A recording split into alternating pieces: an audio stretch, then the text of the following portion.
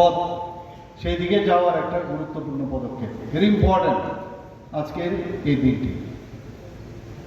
এবং আমাদের সরকার, আমাদের কেন্দ্রীয় সরকারই হোক, আমাদের রাজ্য সরকারই হোক, আমরা বিশ্বাস করি যে কোনো স্কিম বা যে কোনো কিছুই হোক, আমরা যে সুবিধা বেনিফিশিয়ারি আমরা দিই, সেই বেনিফিশিয়ারির তখনই সার্থক হবে যখন প্রতিটি মানুষের তার সুযোগ এবং সুফলের যে সমান যখন অংশীদার হবে, তখনই আমরা বলবো যে উই আর স্যাটিসফাইড। এবং সেই লক্ষ্যেই আমরা এই যে দক্ষতা উন্নয়ন, সেটাকে আমরা সামনে রেখেছি, যাতে কর্মসংস্থান হয় এবং স্বরোজগার করতে পারে এবং নিজের ফ্যামিলি এবং নিজের জন্য একটা আত্মনির্ভরতা, যেটা কনফিডেন্স নিজের মধ্যে নিয়ে আসা, সেটা হচ্ছে সবচেয়ে ইম্পর্টেন্ট। এবং তার মধ্যে আজকেও আমরা দেখলাম একজন আমাদের ব্রু ভাই একটু সুন্দরভাবে তার বক্তব্য এখানে রেখেছেন যে এই ট্রেনিং নেওয়ার পরে উনি মানে face is the index of mind, বোঝাই যাচ্ছিল হি ইজ সো হ্যাপি যে এই ট্রেনিং পাওয়ার পরে তার যে আত্মমর্যাদা, আর্থসামাজিক উন্নয়ন সেটা হয়েছে। আমরা সবাই জানি এর আগেও সরকার ছিল, 35 বছরের সরকার আমরা দেখেছি, কিন্তু আমরা সবাই জানি যারা এই মিজোরাম থেকে এসছে তাদের কি দুর্বিষহ অবস্থা ছিল আমরা সবাই জানি। কিন্তু খালি চোখের জল, ক্রোকোডাইল টিয়ার্সে আমরা দেখেছি। কিন্তু আমাদের সরকার আসার পর আপনারা দেখেছেন 2018 পর আমাদের সরকার এলো, আসার পর তাদের স্থায়ী সমস্যা সমাধানের জন্য একমাত্র আজকে ডাবল ইঞ্জিনের সরকার আমরা বলি, একমাত্র বিজেপি নেতৃত্বাধীন সরকার তাদের স্থায়ী ব্যবস্থা, তাদের পুনর্বাসন, তাদের এভরিথিং একমাত্র মাননীয় প্রধানমন্ত্রীজির নেতৃত্বের যে সরকার এবং আমাদের ত্রিপুরা সরকার, আমরা সেটা করেছি। এখানে সেটা বুঝতে হবে। অনেকে অনেক কথা বলবে, কিন্তু এখানে যারা ব্রু সম্প্রদায়ের যারা আছেন, আপনারা কিন্তু এগুলো যারা আপনাদের জন্য করেছে তাদের আপনাদের বিশ্বাস রাখতে হবে, আগামী দিনে অনেক কিছু করবে এবং সেটা ভুললে চলবে না যে আমরা কিভাবে জেনারেশন টু জেনারেশন এই এমন দুর্বিষহ অবস্থার মধ্যে দিন কাটিয়েছে। একমাত্র আমাদের সরকার এসে তাদের সেই ব্যবস্থা করেছেন। এবং এখানে ওনাদের যেসব সমস্যা, 23 বছরের সমস্যা ছিল, আমরা সবাই জানি 23 বছর ধরে এইভাবে কাটিয়েছে। এখানে যারা ব্রু লিডাররা এখানে আছেন, অনেককে আমি চিনি, জানি, ওনারা অনেক সময় এসে আমার সাথে কথা বলেন। আমরা একটা স্থায়ী সমস্যার সমাধান করতে পেরেছি। তারপরেও দেখি এই ধরনের ট্রেনিংয়ের মাধ্যমে যেন তারা অন্যদিকে না যায়। খালি আমি দিলাম কিছু টাকা, খালি দিয়ে দিলাম আর কিছু করলাম না, বাড়ি বানিয়ে দিলাম, সেটা হলো না। রাস্তাঘাট, শিক্ষা, ইলেকট্রিসিটি, আমাদের যে বিধানসভা ইলেকশন দেওয়ার জন্য যে আই কার্ড ইত্যাদি ব্যবস্থা আমরা করেছি। কিন্তু তারপরেও তাদের অন্তত আর্থসামাজিক রেশন পানি থেকে আরম্ভ করে সব কিছু দিয়েছি। আপনারা একবার ভাববেন, একটু ইতিহাস কখনই ভোলা উচিত নয় যে কে আপনাদের সাথে কে ছিল। এই ডাবল ইঞ্জিনের সরকার, বিজেপি নেতৃত্বাধীন সরকার আপনাদের জন্য কাজ করেছে এবং ভারত সরকার, ত্রিপুরা সরকার এবং মিজোরাম সরকার এবং আপনাদের যারা লিডাররা আছেন তাদের মধ্যে যে সমঝোতা হয়েছে, সেই সমঝোতা অনুযায়ী লাইন বাই লাইন সমস্ত যে সমঝোতার মধ্যে লেখা ছিল সবকটা কিন্তু করেছে। এরপরেও অনেক কিছু থাকে, অনেক কিছু সেই দিকেও আমরা বারবার কথা বলছি। আমার মনে আছে আমি যখন প্রথম যে আমি যখন মুখ্যমন্ত্রী হই, তারপরে সেখানে আমি এক দুটো জায়গায় আমি গিয়েছিলাম, সেখানে ওনাদের সমস্যা বলেছেন, সেই সমস্যার সমাধান আমরা কিন্তু অনেকাংশে আমরা করতে পেরেছি। আজকে কেন্দ্রীয় সরকার যে প্যাকেজ দিয়েছে তাতে করে আমরা আবাসন, পানীয় জল, বিদ্যুৎ, রাস্তা, স্বাস্থ্য, শিক্ষা এবং অন্যান্য যে মৌলিক যে পরিষেবা সেটাকে নিশ্চিত করার পাশাপাশি জীবন জীবিকার জন্য কিন্তু আমরা প্রতিদিন কাজ করে চলছি। আজকে এখানে দেখুন, আমরা এর আগেও ছয়লামটাতে করেছিলাম, আজকে দ্বিতীয় পর্যায়ে করছি, এইভাবে কন্টিনিউয়াস চলবে। প্রতিটা পরিবারে যেন স্থায়ী তাদের আর্থসামাজিক উন্নয়ন হয় এবং মানুষের মতো মানুষ হয়ে বেঁচে থাকতে পারে, সেই যে একটা হিউম্যান টাচ আমাদের সরকারের সেটা কিন্তু রয়েছে। সেটা আপনারা ভুললে চলবে না। অনেকে এসে আপনাদের অনেক কিছু বলতে পারে, কিন্তু প্রকৃত অর্থে আমাদের যে ইচ্ছা এবং আমাদের যে চেষ্টা সেটা কিন্তু কে করেছে সেগুলো আশা করি আপনারা মনে রাখবেন। এবং এখানে যে ভবিষ্যৎ যে বিষয়, ভবিষ্যতে আমি নিজের বাইরে যে দাঁড়াবো, সরকার হেল্প করছে, কিন্তু তারপরেও কিন্তু আপনাদের নিজস্ব কিন্তু একটা চেষ্টা থাকতে হবে যে আমার যে আয়ের উৎস তার থেকে আরও কীভাবে আমার আরও বেশি আয়, আমার শিক্ষা দীক্ষা আরও কীভাবে বাড়ানো যায়। এবং নেক্সট জেনারেশনকে আপনারা ভাবুন যে এত বছর ধরে আপনাদের এই দুর্বিষহ অবস্থা থেকে এখন একটা কিন্তু সুযোগ পেয়েছেন।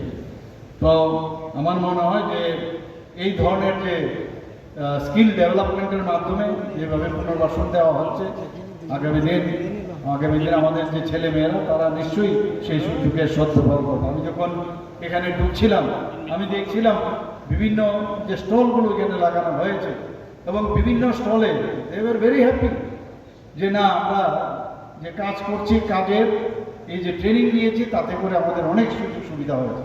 একটা যেসব যে আমাদের লিস্ট আছে কোন কোন জায়গার মধ্যে স্কিল যে ডেভেলপমেন্ট করা হবে, কয়েকটা খালি এখানে দেখানো হয়েছে। আমি ডিপার্টমেন্টকে আমি ধন্যবাদ দেবো যে ওনারা যেভাবে কাজ করছেন। এখানে ব্রু দক্ষতা উন্নয়ন যে কর্মসূচি রয়েছে, এটা এবারে আজকের হচ্ছে দ্বিতীয় পর্যায়ে। এখানে প্রায় 1877 জন যারা সুবিধাভোগী আছেন তারা কিন্তু আজকে এখানে এই টুল কিটস পাবে, যারা যারা যে যে জায়গার মধ্যে যারা এই ট্রেনিং পেয়েছে। এখানে যারা ড্রাইভিংয়ের জন্য আমরা এমনিতে বাস্তব ক্ষেত্রে আপনি খুঁজে দেখবেন একজন ড্রাইভারকে পাবেন, কিন্তু এই যে ড্রাইভিংয়ের যে ট্রেনিং দেওয়া হচ্ছে, এবং এটা কিন্তু এটা ভ্যাকেন্সি, আমি বলবো কর্মক্ষেত্রে একটা ভ্যাকেন্সি, সেই জায়গার মধ্যে এই ড্রাইভিংয়ের যে ব্যবস্থা, সেই 255 জন যারা ট্রেনিং নিয়েছেন তাদেরকে আজকে ড্রাইভিং লাইসেন্স এখানে তুলে দেওয়া হচ্ছে।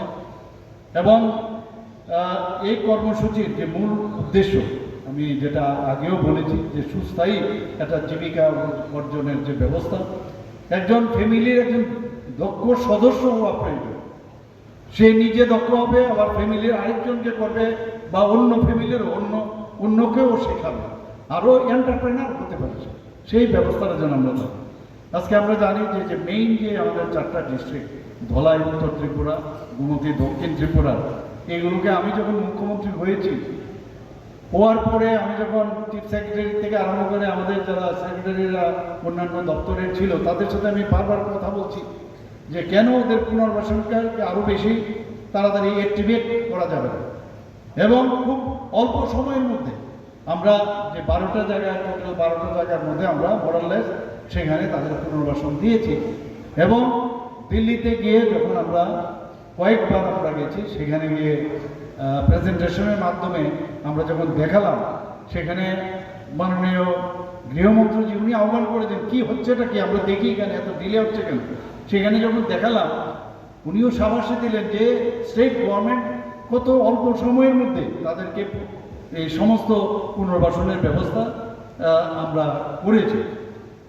এবং 2026-এ আজকের যে দ্বিতীয় পর্যায়ে এখানে এই যে কুল কিডস বা অন্যান্য যেসব ট্রেনিং সব মিলে প্রায় 6 করোড় এর জন্য কিন্তু খরচ হয়েছে ত্রিপুরা সরকারের তরফ থেকে। আমরা 16টি এখানে বিভিন্ন ক্ষেত্রে আমাদের সেক্রেটারি মহোদয় বলেছেন যে বিভিন্ন অনেকে আছে যে বলছে এই ট্রেনিং আমি নেব না, অন্য আরও কিছু যদি ট্রেনিং দেওয়া যায়। আমাকে কালকে উনি বলছিলেন, তো এবার দেখা গেছে প্রায় 16টি বিভিন্ন ক্ষেত্রে জীবিকা নির্বাহের জন্য প্রায় 971টি পরিবারে আউট অফ 1971 2132 যুবক যুবতী যারা আছেন তাদেরকে ট্রেনিং দেওয়া হয়েছে। আমার মনে হয় যে এটা শুধু এখানে সরঞ্জাম দিলাম এরকম ব্যাপার না, কিন্তু এখানে তাদেরকে ফিউচার সম্ভাবনা যে yes I also can do, আমি যেটা আগেও বলেছি টিভির পর্দায় আপনারা দেখেছেন যে আই ক্যান ডু এভরিথিং, আমাকে সরকার সাহায্য করছে।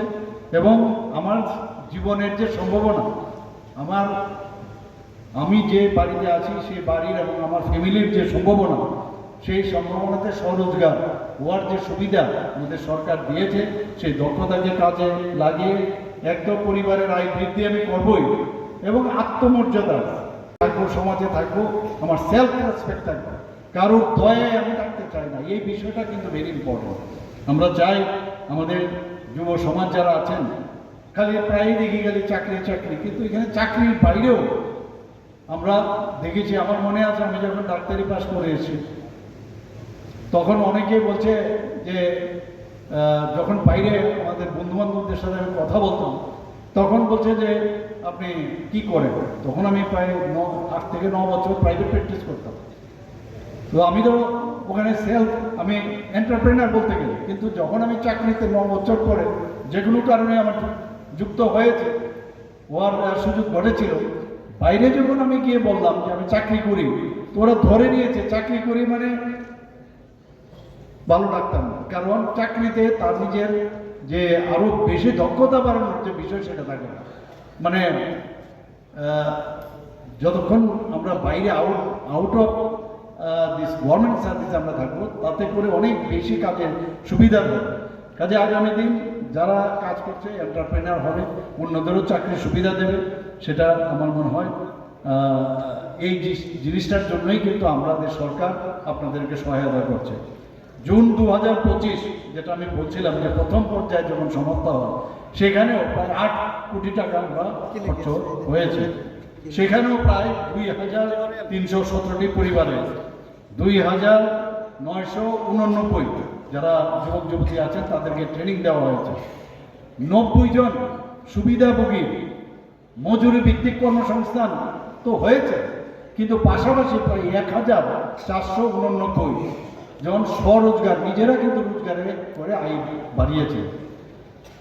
আমার মনে আছে আমি যখন ডুমুরে গিয়েছিলাম, ডুমুরে গিয়ে আমরা হোমস্টে, আমাদের যে লগঘাট আছে, লগঘাটের সংখ্যা কম থাকা সত্ত্বে মানুষ যায় ওখানে। তো আমি যখন প্রথম সেখানে ইনগুরেশনের দিন গেলাম, সেখানে গিয়ে আমরা 3-4 জনকে তারা হোমস্টে আমরা সুযোগ করে দিয়েছিলাম। এখন আমরা হোমস্টে পলিসি করেছি, এবং সমস্ত ওইসব জায়গার মধ্যে কিন্তু সব ট্রাইবেল জনজাতি। পরের বার যখন আমি গেলাম সেখানে, যখন জিজ্ঞেস করলাম, তো ওরা বললো মাসে 2.5 লক্ষ টাকার মতো গড়ে তাদের ইনকাম হোমস্টে। এই যে বিষয়, আমরা যে স্বরোজগার পাশাপাশি তাদের মর্যাদা সম্পন্ন যে জীবন, সেটা হওয়া উচিত। আপনারাও নিশ্চয়ই পারবেন। তো প্রথম পর্যায়ে নভেম্বর 2025-এ 6 লাখটার মধ্যে আমি যখন গিয়েছিলাম, সেখানে 896টি টুল কিট, এবং সেখানেও প্রায় ড্রাইভিং লাইসেন্স প্রায় 200টার মতো দেওয়া হয়েছিল।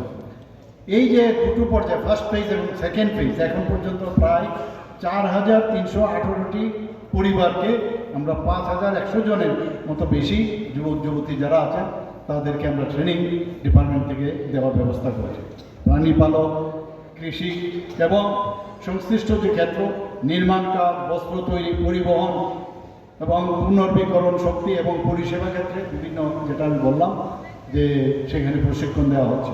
আমি দৃঢ়ভাবে বিশ্বাস করি যে এই যে প্রশিক্ষণের মাধ্যমে যে অর্জিত দক্ষতা, এই টুল কিটগুলো আমরা দিলাম, তাতে করে তাদের যে ফিউচার, সেটা কিন্তু একটা ডোর কিন্তু ওপেন হচ্ছে, উইন্ডো ওপেন হচ্ছে।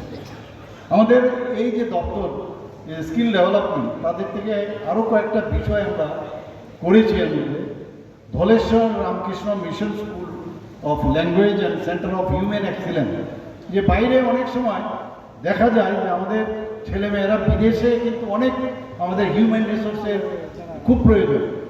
মাননীয় প্রধানমন্ত্রীজি বারবার বলছেন আমাদের সবচেয়ে বড় শক্তি হচ্ছে আমাদের হিউম্যান রিসোর্স। বিদেশে যাওয়ার জন্য আমাদের ত্রিপুরার থেকে বহু লোক বাইরে গেছে। এর জন্য বাইরে আগে কিন্তু আমরা কলকাতা বা অন্যান্য কয়েকটা সেন্টারে তাদেরকে পাঠাতে হতো ফরেন ল্যাঙ্গুয়েজ শেখার জন্য। এখন আমরা ধলেশ্বর রামকৃষ্ণ মিশনে, এটা আমাদের মন্ত্রী সবাই আমাদের ক্যাবিনেটে ডিসিশন হয়েছে যে school of language and centre of human excellence, সেটা আমরা স্থাপন করেছি। এতে করে এই বিদেশি ভাষা যখন শেখা কমপ্লিট হয়ে যাবে, এবং সেই যে ট্রেনিংয়ের ব্যবস্থা আমরা করেছি তাতে করে বাইরে তাদের যাওয়ার সুবিধা হবে। এবং জানা গেছে যে এই যে প্রতিষ্ঠান রামকৃষ্ণ মিশনের প্রতি বছর প্রায় 1000 ছাত্রছাত্রী ভারতীয় এবং বৈদেশিক যে ভাষায় তারা প্রশিক্ষণ করতে পারবে।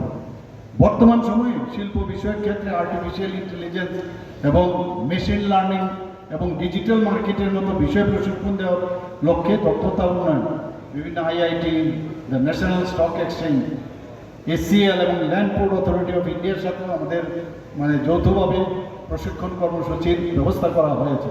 আমি নিশ্চিত যে যারা এখানে ব্রু সম্প্রদায়ের যারা ছেলে মেয়েরা আছেন আগামী দিনে আপনারাও কিন্তু এই সুযোগ আপনারা পেতে পারবেন।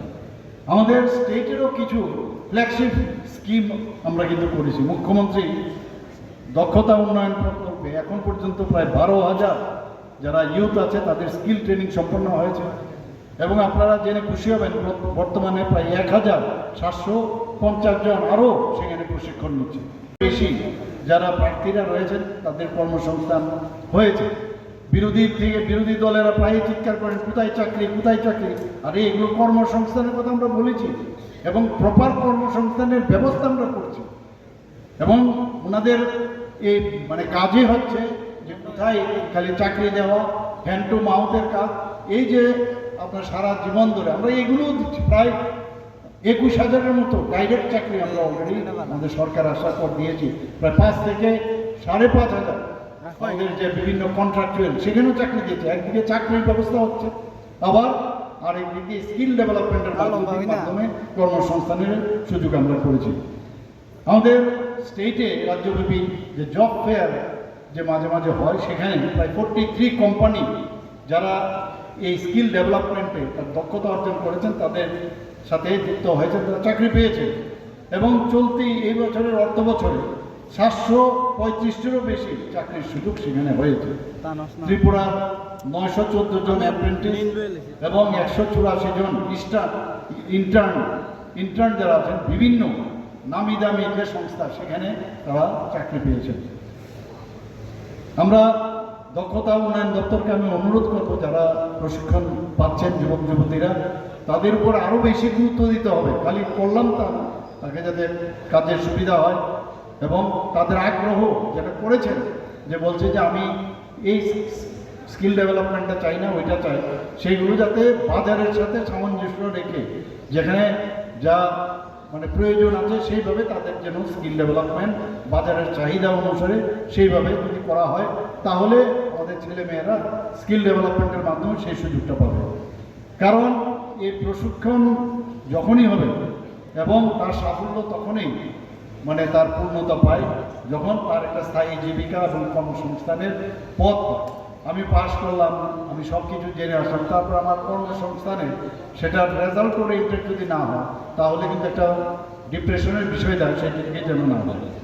আমরা আমাদের সরকারের লক্ষ্য একটা আত্মনির্ভর ত্রিপুরা বানাতে চাই এবং দক্ষ মাননীয় প্রধানমন্ত্রীজি বারবার বলছেন এমপ্লয়াবিলিটি ইজ ভেরি ইম্পর্টেন্ট, অর্থাৎ যত বেশি দক্ষতা আপনি অর্জন করেছেন কিন্তু এটা প্রাইমারি স্টেজে আরও বেশি যত আরও দক্ষতা অর্জন করতে পারবেন সেটা যদি হয় তবেই আমাদের যে কর্মসংস্থানমুখী ত্রিপুরা সেটা তৈরি হবে এবং বিকশিত ভারত মাননীয় প্রধানমন্ত্রী এবং ত্রিপুরা আমরা বিকশিত ত্রিপুরা এই দুটোর যে চিন্তা ভাবনা নিয়ে যখন সব মানুষ তার কর্মসংস্থান তার সুযোগ সুবিধা থাকবে আত্মসম্মানের সাথে বাড়বে তবেই আমরা এই 2047-এ মাননীয় প্রধানমন্ত্রী যেটা বলছেন বিকশিত ভারত সেটা সম্ভব হবে। এবং আমরা চাই যে কেউ যেন পিছিয়ে না থাকে, সব মানুষ যেন তার সুযোগ লাভ করে, এটাই আমাদের সরকারের আমাদের ইচ্ছা। এখানে পুরুষ সমাজের যারা আছেন তাদেরও উন্নয়নও, কিন্তু আমাদের যে উন্নয়নের যে যাত্রা চলছে যে স্পিডে এখন, আমি একটাই বলবো বিরোধীরা এখনো খালি নানা রকম বিষয় নিয়ে কথাবার্তা বলেন, তারা কিন্তু ওই স্টেশনেই বসে থাকবে। আর যে স্পিডে বন্দে ভারত এখন চলছে ওই টাটা বাই বাই করবো, ওরা স্টেশনেই বসে থাকবে আর আমাদের যে ট্রেন গন্তব্যস্থলে 2047-এ সেখানে পৌঁছে যাবে এবং সেখানে বিকশিত ভারত সেটা হবে। এবং আর যারা টুল কিট এবং ড্রাইভিং লাইসেন্স বা ইত্যাদি যারা পেয়েছেন আমি তাদেরকে আবারও আন্তরিক অভিনন্দন এবং শুভেচ্ছা জানাচ্ছি এবং আমাদের সরকার আপনাদের পাশে ছিল, এটা কিন্তু মনে রাখবেন। আমাদের সরকার আপনাদের পাশে ছিল, মোদিজি আপনাদের পাশে ছিল, আগামী দিনও আপনাদের, ভবিষ্যৎ আপনাদের থাকবে। আজকের এই গুরুত্বপূর্ণ যে কর্মসূচি তার সর্বাঙ্গীন সাফল্য কামনা করে আমার বক্তব্য আমি শেষ করছি। সকলের সুস্বাস্থ্য সাফল্য